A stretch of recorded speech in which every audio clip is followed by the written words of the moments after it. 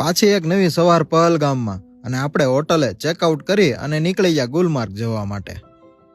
તમને એમ થતું હશે આટલી બધી આર્મી ક્યાં જાય છે? અમરનાથના યાત્રીઓ છે ને એને લઈ જવા માટેની સુરક્ષા માટેનું છે. જ્યારે પણ યાત્રા નીકળે ત્યારે આજુબાજુના રોડ બંધ કરી દેવામાં આવે છે અને ખાલી યાત્રીઓને જગ્યા દેવામાં આવે છે જેથી કઈ ઘટના ના બને. અને ત્યાંથી પછી આપણે પહોંચી ગયા હતા ગુલમાર્ગ અને આ પહેલો પોઈન્ટ હતો. ત્યાં અમે થોડા ફોટો વિડીયો લીધા અને પછી પહોંચી ગયા આપણે હોટલે ચેકિંગ કરી અને આવી ગયા રૂમમાં. પેલા તો જાવી એટલે આવડા યંત્ર પાછા નાખવા પડે તો જ લાઇટો થાય. લાઇટો કરી ચાલો અને અંદર ગયા અને જોઈ કેવી રૂમ છે. રૂમની બારીમાંથી બહુ સારો વ્યૂ આવે છે. અને પછી ત્યાંથી એક ગાડી કરાવી અને નીકળી ગયા આપણે સાઇટ સીન જોવા માટે. તો સૌથી પહેલા અમે ત્યાં ગયા હતા ત્યાંના હરિસિંહ રાજા જે હતા, છેલ્લા રાજા, એનો મહેલ જોવા માટે. આ એમની બેડરૂમ છે. બધું જૂનું જે હતું એમનું એમ જ મૂકી રાખ્યું છે. ના આ બધા જો બંદૂક છે, કોક વાયડી નો થાય એટલે સીધું ધડ દેખન મારી દેતા. ના હો એવું કઈ નથી. આ તો બસ મ્યુઝિયમ માં બધું મૂક્યું હતું જોવા માટે.